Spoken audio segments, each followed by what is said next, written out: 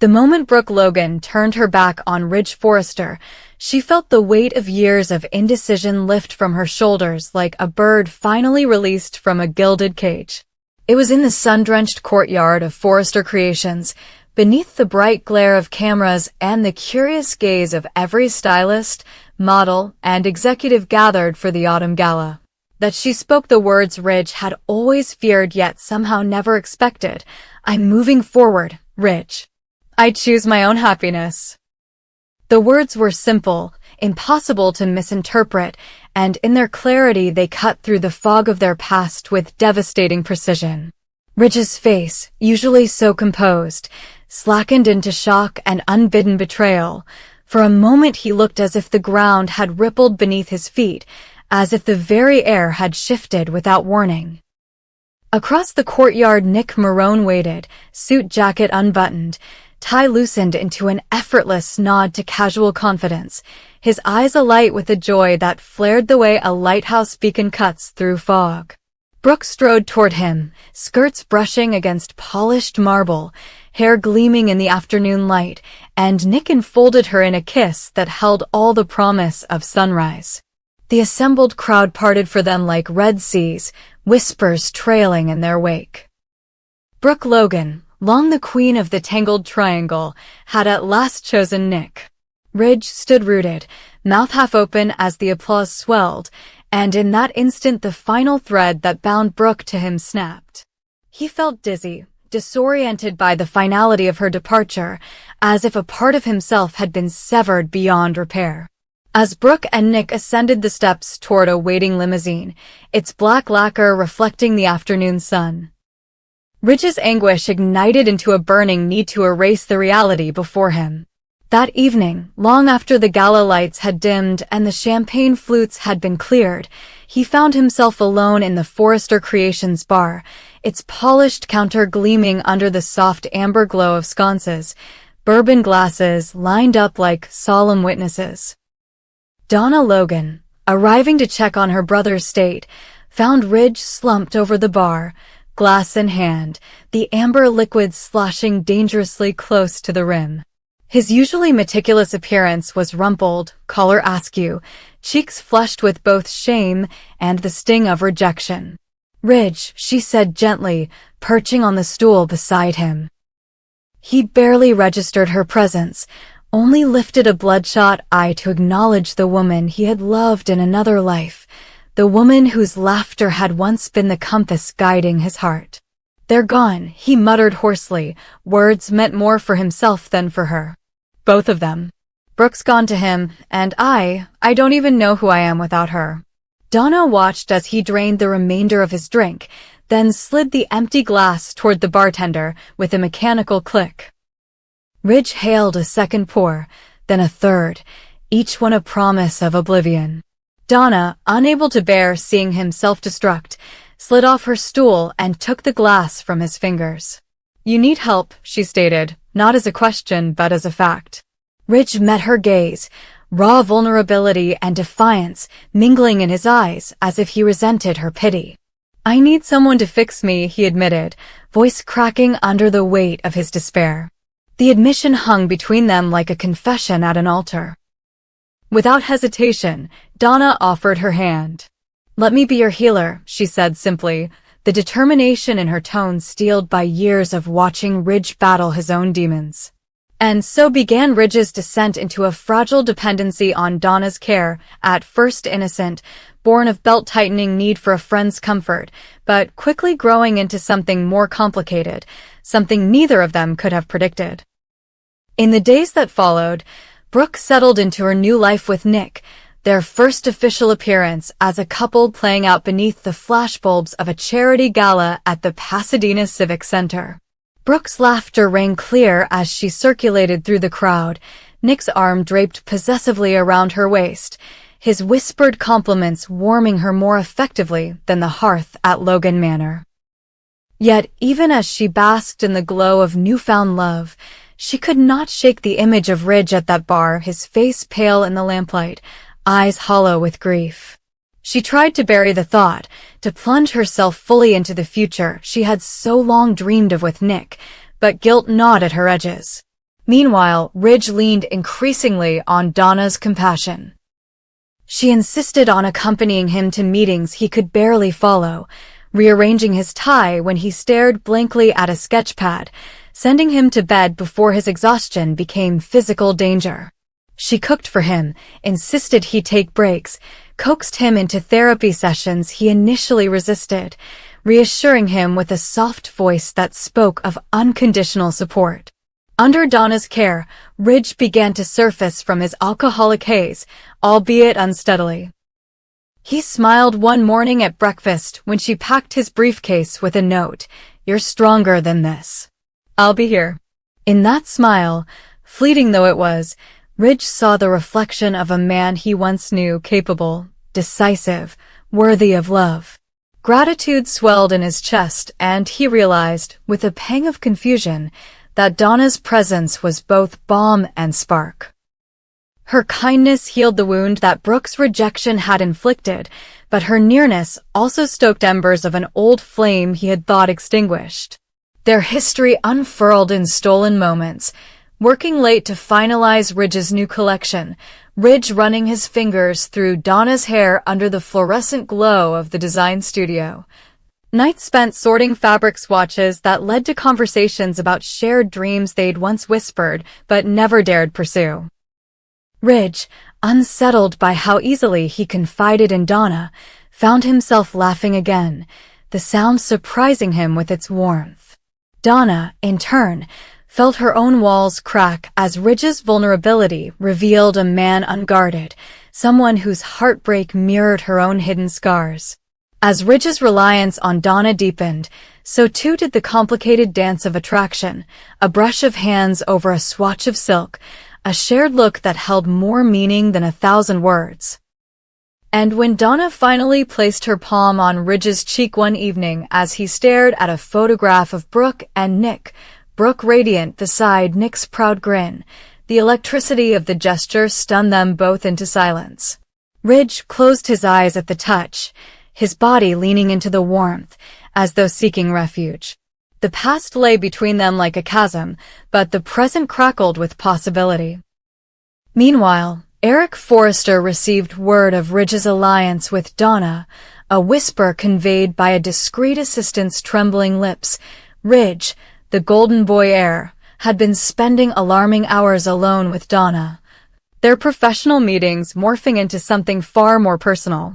Eric's world, already fractured by Brooke's defection and Ridge's public despair, tilted again in an instant. Memories flooded him. The first time Ridge had brought Donna to the Forrester estate as a prospective client's liaison, Ridge's youthful excitement at showing her the archives, the spark in Ridge's eyes when Donna laughed at one of Eric's quips. He had approved of Donna, even liked her. She had been a steady presence, a trusted friend. But in those early days he had also glimpsed a bond between Ridge and Donna that went beyond friendship, and he had sensibly set it aside, trusting that Ridge's heart would remain tethered to Brooke. Now that Brooke was gone and Ridge was adrift, Eric sensed old wounds ripping open. He watched from his study window as Donna's car pulled up at Ridge's loft, a private space Eric had once given his son to assert his independence. He saw Ridge step onto the steps behind Donna, face tilted toward hers, and his chest tightened with a mixture of sorrow and concern. Eric knew better than most that love could be a force of creation and destruction in equal measure, and he realized with uneasy clarity that Ridge's turning to Donna could heal one part of his soul while fracturing another. As Ridge and Donna's relationship evolved under the midday sun and the whispering clatter of sewing machines, Brooke and Nick's romance reached its own crescendo, a gala dinner aboard a lavish yacht moored at Marina del Rey, where Nick planned a grand announcement of his intention to propose once more, this time fully confident of Brooke's answer. Brooke, radiant in a gown that danced with the movement of lantern light on water, held Nick's hand as he led her to the bow. The breeze carried the scent of salt and roses, and for a moment, Brooke allowed herself to believe that her future with Nick was sealed, until a whisper of regret skated across her heart, a memory of Ridge's steady voice telling her he loved her no matter what. She glanced at Nick, his expression earnest, his eyes luminous with hope, and wondered if that hope could ever eclipse the ache she felt for Ridge's gentle strength. But duty to her new path pushed the thought aside, and she turned back to Nick, smiling through the swell of emotion that threatened to catch in her throat. Meanwhile, Ridge, bidding Donna goodnight after a late meeting, stood on the threshold of his loft, the door left ajar between them. Donna's eyes glistened in the hallway light as she took Ridge's hand. "You're not alone anymore," she murmured, and Ridge swallowed hard, the words both comfort and invocation. In the hush that followed, Ridge pulled her close, pressing his lips to her hair, and Donna felt the world shift beneath her feet.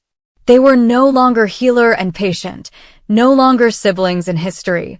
They were two souls caught in a moment too powerful to define but impossible to deny. Ridge whispered her name, the single word carrying all the weight of his night-long anguish and the fragile thread of newfound hope.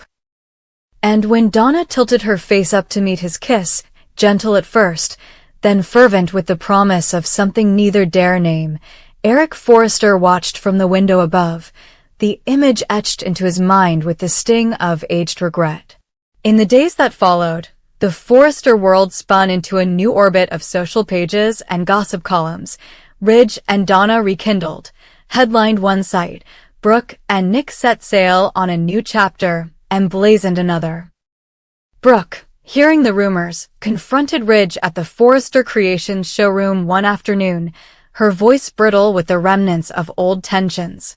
Ridge, flanked by silent donors and models preparing for an impromptu fitting, met her gaze with the steady calm of a man who had rediscovered his center. "I'm sorry, Brooke," he said, voice firm yet gentle. "Donna helped me find myself again." Brooke's eyes glittered with tears, not of sorrow but of acceptance, as she realized that what she had lost in Ridge she had found in Nick, and that what Ridge had lost in her he had found in Donna. She offered Ridge a small, rueful smile, then turned back to Nick, who had followed her into the light-filled space, arm extended in a gesture of unwavering support. As Ridge and Donna stood side by side, their hands brushing, Ridge felt the inexorable pull of destiny weaving a new tapestry. One where love, pain, and redemption were threads intertwined beyond control. Eric, standing alone in his study late that night, stared at a photograph of Brooke and Ridge on their wedding day, the memory of their vows echoing through the quiet halls. He folded the picture gently and placed it in a drawer, then retrieved a framed photo of Ridge and Donna from a luncheon months before, when Ridge had laughed so freely his eyes had smiled too. Eric laid the two photos side by side, the visual testament to choices made and unmade, to the power of love to shatter and remake hearts in the same breath. He whispered a benediction over his son and Donna, yes, his son and Donna. Before turning out the light, his thoughts a spiral of hope tinged with sober understanding that sometimes the greatest triumph emerges from the ashes of heartbreak, and that the Forrester saga, ever restless and tumultuous, would continue to unfold in ways no one could predict, but all would watch with bated breath.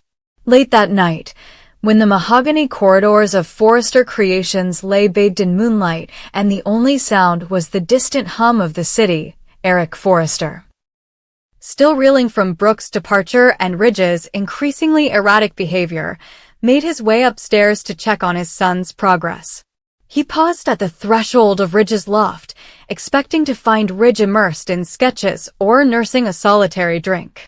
Instead, the door stood ajar, and through the gap Eric caught a flicker of lamplight on white sheets.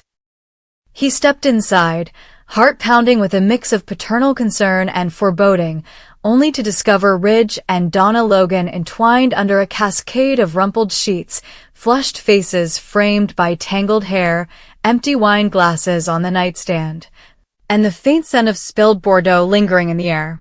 Ridge lay half-sitting against the headboard, shirt unbuttoned, cheeks pink with the haze of intoxication. Donna lay curled beside him, one arm thrown across his chest, breathing softly in the pull of sleep. For a long moment, Eric stood frozen, the betrayal cutting deeper than any blade. He had watched Ridge collapse into despair when Brooke left him for Nick Marone, and he had approved of Donna's care, had believed the friendship rekindled from their shared history could steady his son's heart. But this reckless surrender of restraint, this reckless yielding to temptation, felt like a cataclysmic affront to everything Eric had built. He felt the walls of the loft close in, the chandelier's crystals blazing like judgment's fire. He had always believed that love could heal, but here it had driven them both into moral ruin. Clearing his throat, Eric advanced into the room. Ridge stirred, bleary eyes widening as he recognized his father's stern silhouette. "Dad," he began, voice thick with confusion, guilt, and an echo of defiance. Donna cracked open an eye, saw Eric's towering form at the foot of the bed, and bolted upright, her cheeks instantly aflame with shame and anger. "Eric, this isn't what it looks like," she exclaimed, voice trembling between outrage and apology. Eric's gaze swept over the scene, the discarded silk pajamas, the half-empty bottle of Chateau Margaux on the floor. The intimacy they had assumed in private now laid bare before him, and he felt a cold fury rise in his chest.